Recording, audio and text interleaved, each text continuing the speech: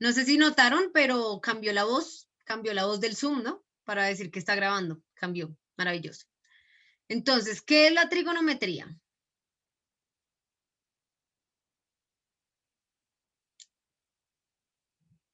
Bueno, como ustedes pues ya saben, yo creo que ya hemos sido súper insistentes con la cuestión de la importancia de las matemáticas para el ser humano, no para nosotros en nuestra cotidianidad. Pues es que para nosotros la matemática en la cotidianidad ya se volvió algo, pues justo eso, cotidiano. O sea, no es como que nosotros reflexionemos mucho acerca del uso de las matemáticas en nuestro diario vivir, ¿sí? Cuando vamos a la tienda, pues siempre lo usamos. Cuando estamos en casa y el simple hecho de servir el almuerzo, digamos, a quienes sirvan, porque es importante que por lo menos sirvan el almuerzo, ¿no? Entonces, cuando estamos sirviendo el almuerzo, yo que sé, el hecho de repartir el almuerzo es un acto matemático, ¿sí? Porque tú estás fraccionando, entonces eso es matemático. Pero nosotros no es que nos sentemos diariamente pues a reflexionar acerca de lo que hacemos y si eso es matemático o no.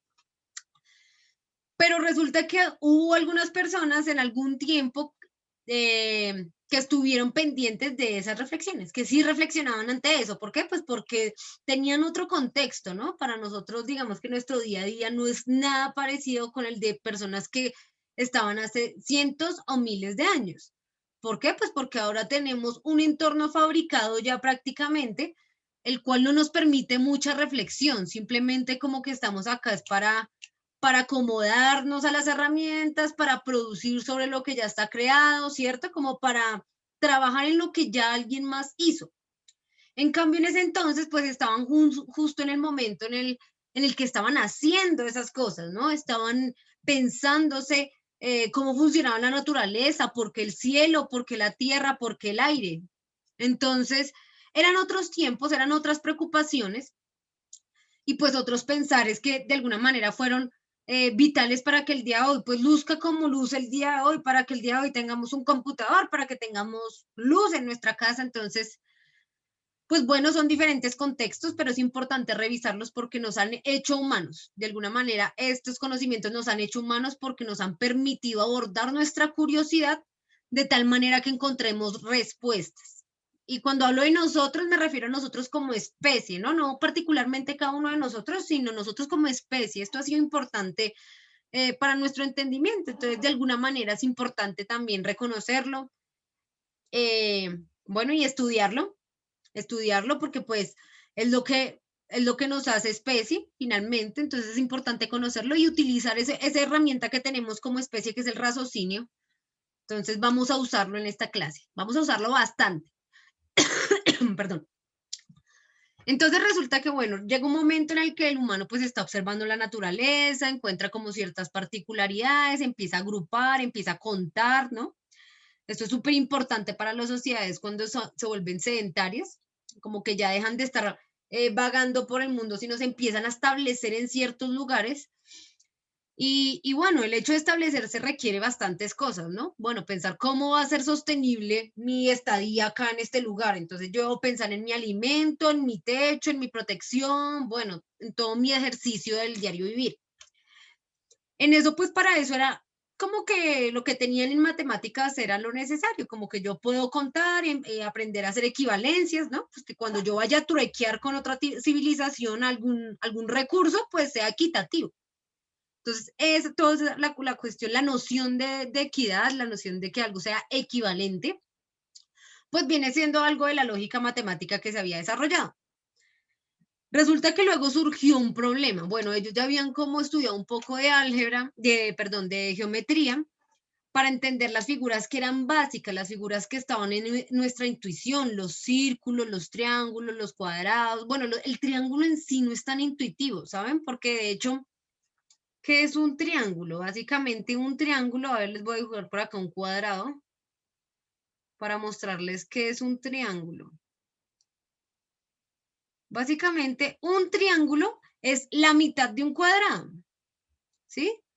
Un triángulo es la mitad de un cuadrado. Todo cuadrado está compuesto de dos triángulos. Entonces, de ahí nace la ecuación pues del área del cuadrado y del triángulo. Recuerden que la del cuadrado pues para ellos ya era muy evidente, es base por la altura. Siempre que yo multiplique base por altura, pues voy a hallar ese área, o sea, toda la superficie del cuadrado, ¿no? ¿Por qué necesito eso? Pues para pensar en agricultura, para pensar en crear como sociedades, ciudades, viviendas, ¿sí? Desde lo particular hasta lo general, era necesario saber un poco de cómo es que se ubican las superficies. Y resulta que, bueno, ellos se dan cuenta que el área de un cuadrado, pues es base por altura, todo bien con eso, y pues si yo cojo la mitad, ¿sí? Si yo cojo la mitad, al trazar una línea, digamos, diagonal, me voy a encontrar con dos triángulos. Eso quiere decir que si yo quiero saber cuál va a ser el área del triángulo, pues es la misma del cuadrado, ¿cierto? Es la misma base por altura. La cuestión es que como es la mitad, pues simplemente yo lo divido entre dos, ¿sí? De ahí es como donde surge el área del triángulo. El área, pues a partir del área del cuadrado, el área del círculo, bueno, es un proceso un poco más larguito que luego se los comento mejor, pero luego surgió otro problema. Resulta que para el ser humano lo que veía en su entorno no eran solo cuadrados, triángulos y circulitos, o sea, así no es la naturaleza, o sea, si yo nomás veo una montaña, bueno, para mí una montaña se puede asemejar a un triángulo, pero realmente no es un triángulo. Si yo voy a analizar cualquier tipo de comportamiento, pues me voy a encontrar con que no son lineales, o sea, en la vida real la naturaleza no pasa de ser 1 a 2 a 3 a 4, ¿cierto? O sea, nunca va a ser así como una línea recta.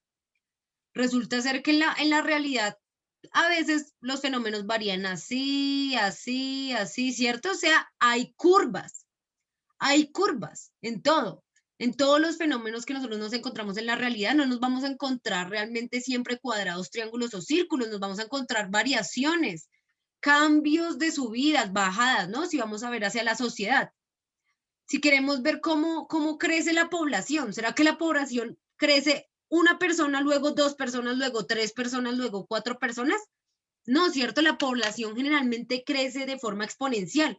Una persona luego se puede convertir en cinco personas más si hace familia. Y así, ¿no? Como que todo es muy exponencial, todo no es que sea de uno, no es muy lineal. ¿Qué pasa si las cosas fueran así como uno tras otro? Como que la vida perdería un poco de sentido, ¿no les parece? Como que si todo fuera así súper lineal, pues de momento yo podría saber todo lo que voy a hacer yo en unos años, porque si es lineal, si pasa del 1 al 2 al 3 al 4 pues es fácil saber que en unos años, pues, cómo voy a hacer, cómo va a ser mi vida, cómo va a ser mi destino.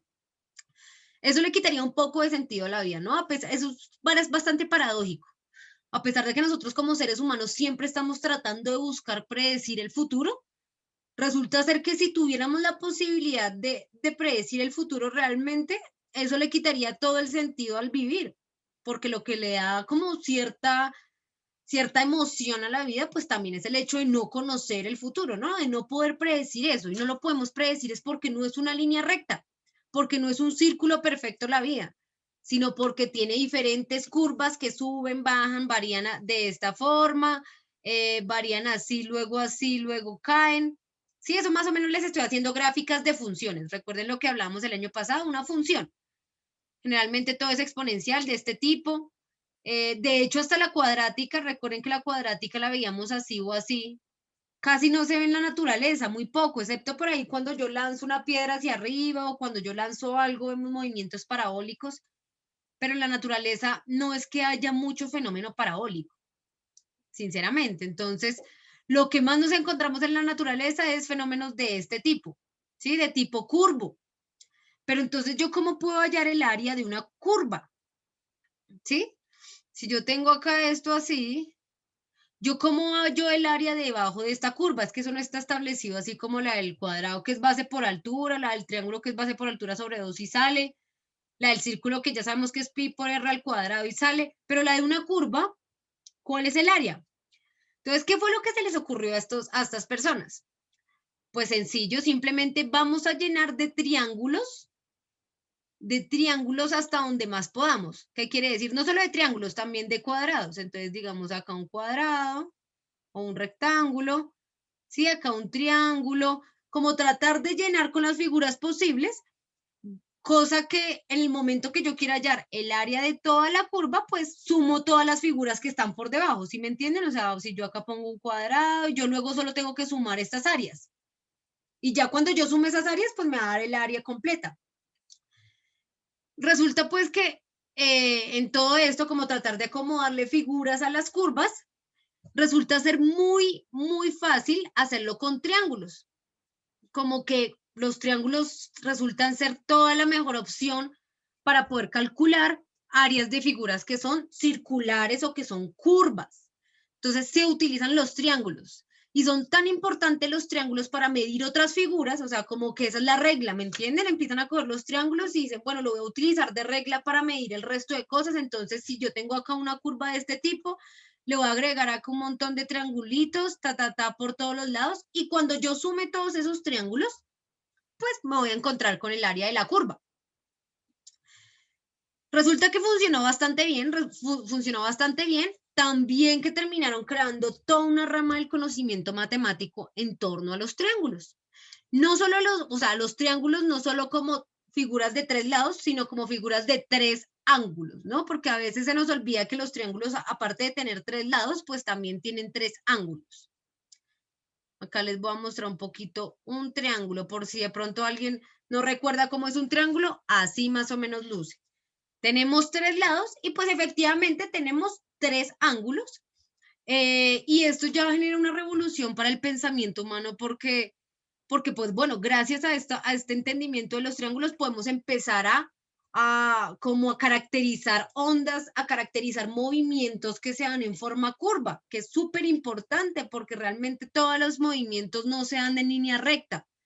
De hecho, qué fenómeno en la naturaleza de la vida real vemos que se dé de forma lineal, que pase de 1 a 2, de 2 a 3, de 3 a 4, es muy poco. Entonces esto fue bastante revolucionario para el ser humano en ese momento y sirvió en específico para comprender los comportamientos astronómicos, porque también esa era otra cosa, ¿no? Como que las estrellas, como que todos los cuerpos celestes que lográbamos ver en el firmamento, pues tenían comportamientos también triangulares, que obedecían lógicas triangulares.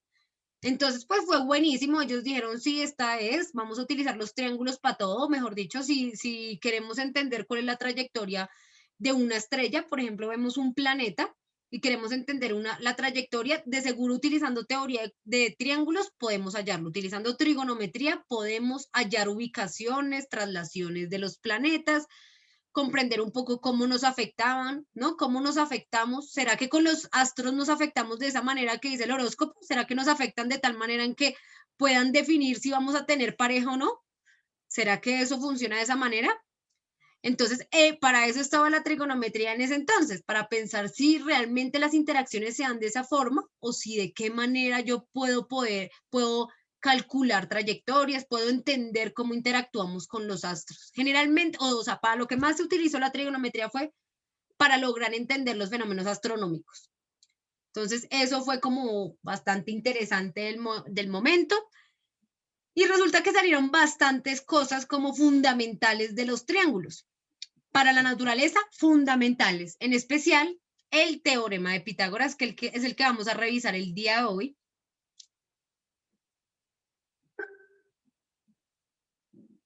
Teorema de Pitágoras. Entonces, pues todas estas personas que se sentaban a analizar su entorno, a analizar el cielo, a analizar lo que pasaba a su alrededor, pues llegó este tipo Pitágoras. Pitágoras es un astrónomo, matemático, filósofo, y dijo, no vengan, encontró una relación entre los triángulos rectángulos, que es una relación que siempre se cumplía, o sea, una generalidad, no importa si el triángulo rectángulo es grande o chiquito, siempre se cumplía algo en específico. Entonces, ¿qué era ese algo en específico? Vamos a empezar planteando nuestro triángulo rectángulo. El teorema de Pitágoras está para los triángulos rectángulos. ¿Cuáles son los triángulos rectángulos? ¿Alguien sabe cuáles son los triángulos rectángulos? ¿Es un triángulo? Los que tienen un ángulo de 90 grados, un ángulo recto. Exactamente. Tenemos un ángulo recto, o sea, un ángulo de 90 grados. No necesariamente tiene que estar acá, ¿no? Un triángulo rectángulo puede lucir así, puede lucir así. Voy a poner acá otro ejemplo de triángulo rectángulo. O sea, lo importante es que tengamos siempre un angulito de 90 grados de este tipo. ¿Listo? Entonces, listo, él encontró una generalidad. ¿Cuál era esa generalidad? Pues, ¿cuál fue toda la pregunta realmente que se hacía? La pregunta que se hacían en ese entonces, es que en ese entonces no había internet, ¿sí me entienden? No había videojuegos, no había nada más. Tenían que hacer cosas, tenían que distraerse, entonces se hacían este tipo de preguntas. La pregunta era simple, te las voy a hacer a ustedes también. ¿Será que si yo tengo un triángulo rectángulo y quiero saber la medida de este lado diagonal, de la diagonal, ¿será que es lo mismo que decir que es la suma de estos dos lados? O sea, ¿la suma de los dos lados es igual a la medida de esta diagonal? ¿Qué pensarían ustedes? O sea, por ejemplo, si este lado mide 5 y este lado mide 3, ¿yo puedo decir que la diagonal mide 8? ¿Es la suma de esos dos lados? ¿O qué creen? ¿Que es mayor, menor? Es igual, ¿no? Tú dices que es igual. Ah, no, es mayor, sí. Listo. ¿Quién más? ¿Qué más dice? Yo digo que se divide a la mitad, un lado y el otro se divide a la mitad y la suma de la mitad da el resultado. Listo. Interesante, interesante conocer eso. Gracias. ¿Qué otra hipótesis tienen por ahí? ¿Qué se imaginan? ¿Qué será la medida de esta diagonal? ¿Será que es igual a los otros dos lados? Dime, Maye. Tal vez solo Dime, no te escuché. La raíz de las sumas al cuadrado. Ah, listo, listo. La raíz de la suma al cuadrado. Ya nos hizo spoiler. Gracias, Maye. Nos hiciste spoiler de todo. Gracias. Mayeli. No, mentiras, pero sí, exactamente, es justo eso, pero entonces vamos a apreciar también lo que dijeron los compañeros, ¿no? Esperen hasta qué hora es la clase, yo estoy más perdida, chinos. Hasta la 1:20. Ah, no, todavía tenemos tiempo. Entonces, sí, vamos a apreciar lo que dijeron los otros compañeros. ¿Será que es igual? Pues pensemos, a ver.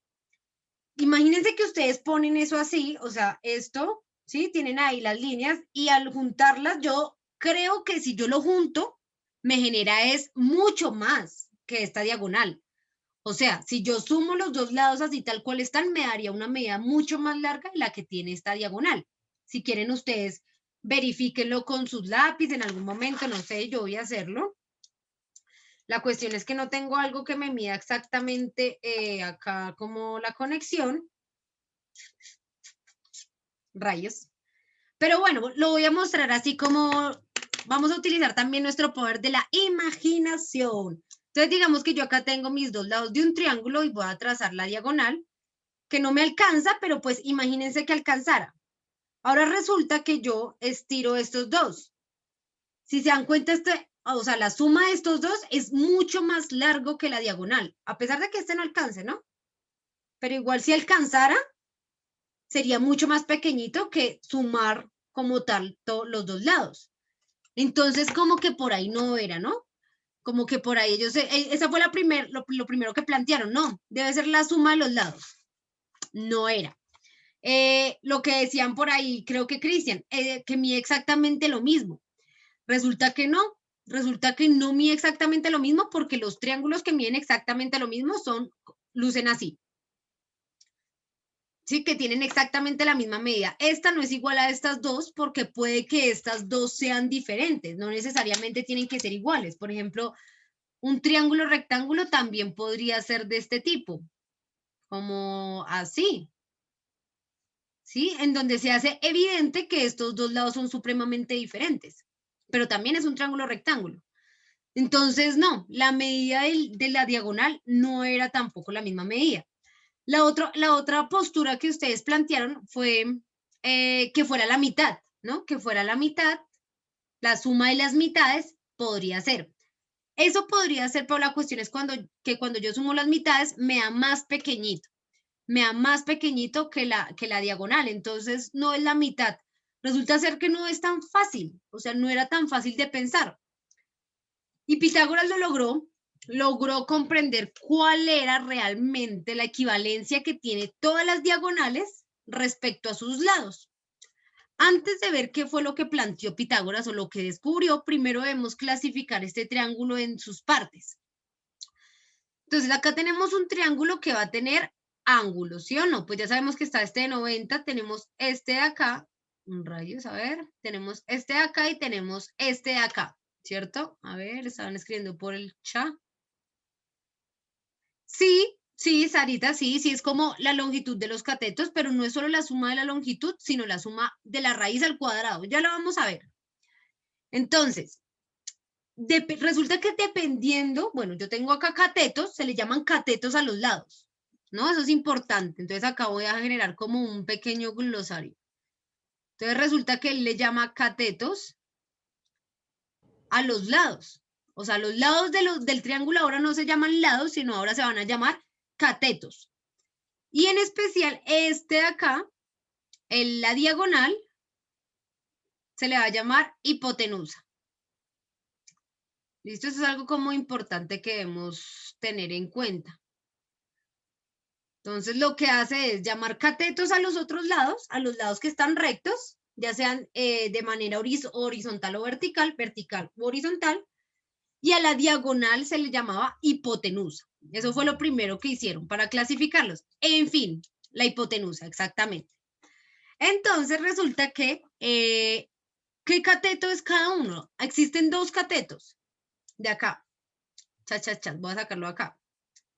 Recuerden tomar sus apuntes, todo eso es importantísimo, ¿no? Realizar ustedes sus apuntes, eso es su libro, pues, del año. Entonces tenemos cateto opuesto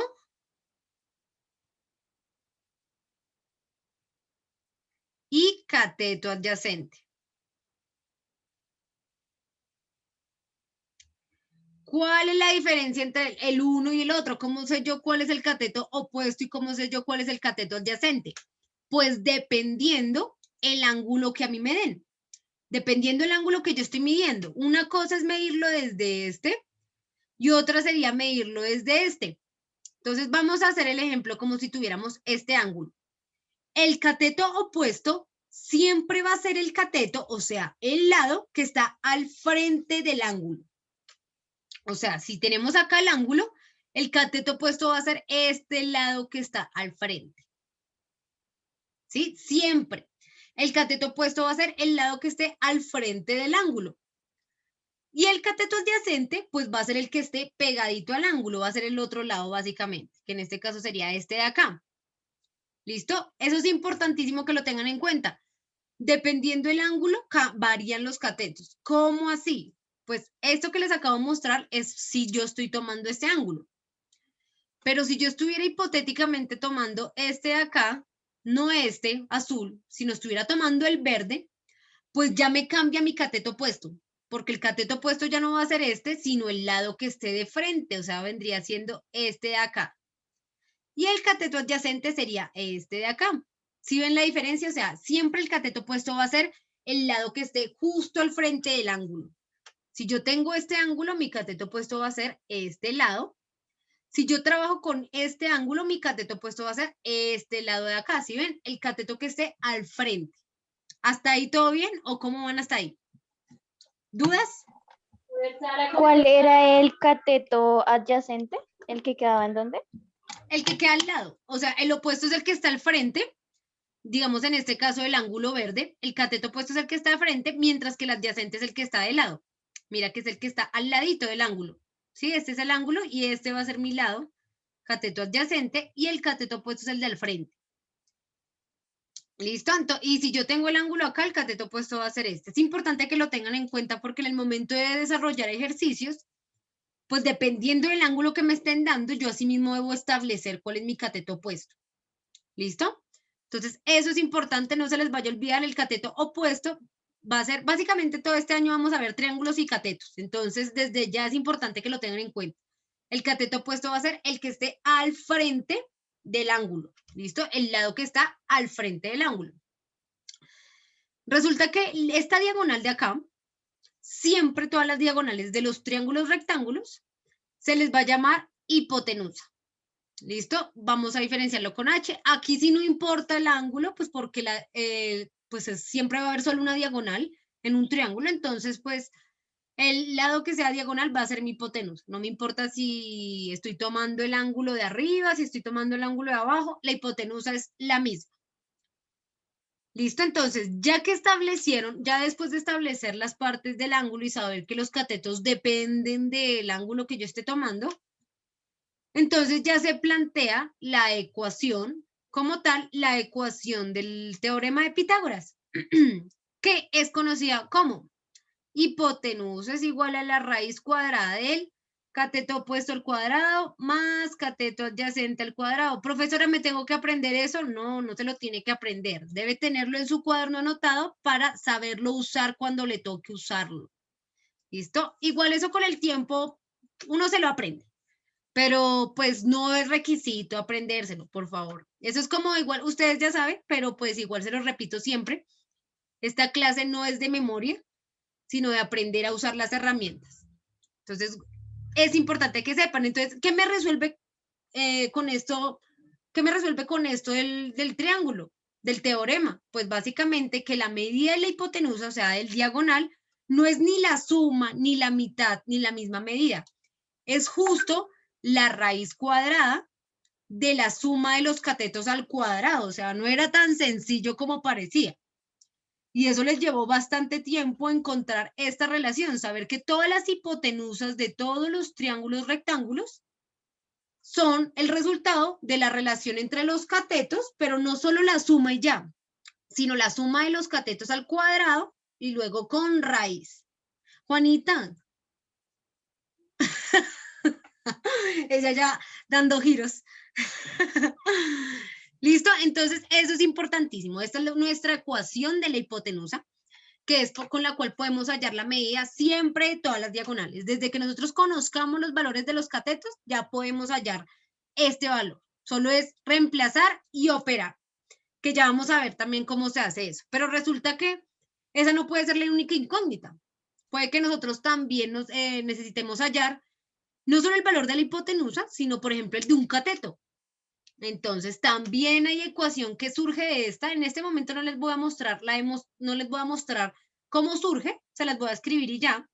Luego, con más tiempo, les muestro la demostración. Pero entonces, si yo lo que quiero hallar es el cateto opuesto, la ecuación va a ser la raíz cuadrada de la hipotenusa al cuadrado menos el cateto adyacente al cuadrado.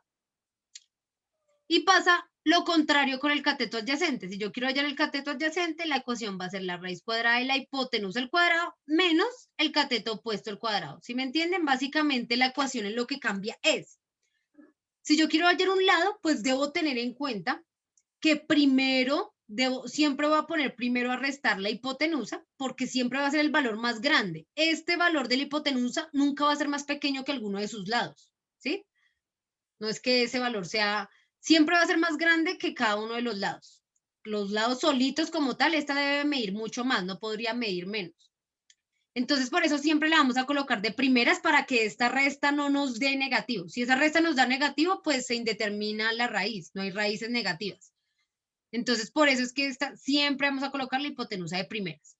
Y ya, el resto, pues si yo estoy buscando hallar el cateto opuesto, pues va a ser la hipotenusa menos el cateto adyacente, ¿sí o no? Si yo estoy buscando el cateto adyacente, va a ser la hipotenusa menos el cateto opuesto.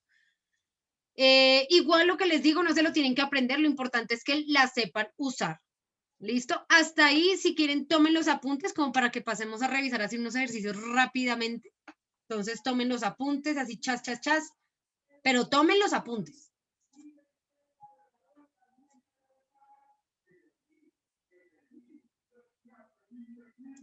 Ay, pero ya nos quedan solo 3 minutos. Nos tocó hacer ejercicios para la próxima.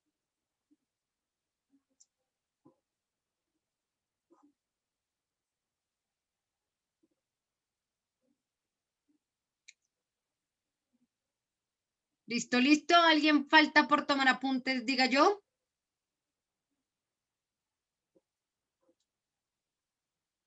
Todo listo, bien. ¿Ya todos tomaron? Perfecto. Listo, chicos, entonces lo que les quería mostrar en este caso, pues no alcanzamos a revisar unos ejercicios, pero no hay lío, no hay afán de nada. Mañana revisamos ejercicios, eso es lo de menos. La cuestión es que les quede pues claro que existe una relación entre los triángulos y los fenómenos de la naturaleza. Los triángulos han sido siempre un motivo de misterio para el ser humano. de los triángulos han surgido toda una cantidad de conspiraciones. No sé si hayan visto alguna vez el símbolo masón o Illuminati, así del triángulo con el ojo, así en plan Lady Gaga. No sé si lo hayan visto. Y eso es como que toda esta simbología adquiere tanto significado gracias a que realmente la naturaleza y los triángulos siempre han tenido una conexión muy fuerte. O sea, hemos logrado entender la naturaleza gracias a que hemos descubierto cómo funcionan los triángulos. Muchos fenómenos son de manera triangular o por lo menos de manera en la que siempre se complementan tres fases, tres aspectos importantes. Siempre son tres. En la naturaleza todo se comporta 3, 3, 3, 3. De hecho, ha sido también base para desarrollar algunas ideologías de tipo religioso, ¿no? Digamos, en el cristianismo, en el catolicismo o en la religión judeo-cristiana, vemos la Santísima Trinidad. Todo esto, ¿qué ibas a decir algo, Dana? Cuéntame. Digamos, el resultado final de todo el procedimiento que toca hacer para hallar la hipotenusa da un resultado de número decimal, está mal. O sea, necesariamente tiene que ser un número entero. No, no te puede dar decimal. No hay lío con eso. Decimal te puede dar. Lo que no te puede dar es negativo. No te puede dar negativo porque pues como nosotros medimos menos 5 metros o algo así, ¿sí? No te puede dar negativo, pero decimal te puede dar. Con eso no le pongas problema. O sea, no hay problema con eso. Ok. No te preocupes. ¿Listo? Entonces, bueno, mañana vamos a revisar un poquito de ejercicios como para que entendamos cómo funciona la parte matemática. Súper sencilla. Eso es como la introducción a la trigonometría. A partir de esto vamos a empezar a construir todos los conceptos de la trigonometría. Es supremamente sencillo, no es tan terrible y es muy importante y va a ser súper loco. O sea, la idea es que empecemos a buscar, les voy a mostrar también algunas como conspiraciones y todo lo importante que ha sido para el ser humano el triángulo, todo lo que han fabricado a su alrededor, lo que les digo, en las religiones, en las ideologías filosóficas, en el sentido del universo. Todo han utilizado los triángulos porque realmente en la naturaleza están súper presentes. Entonces, pues, chas, chas, chan. Ah, no, char no. ¿Qué hice? ¿Qué hice? Ya. Acá.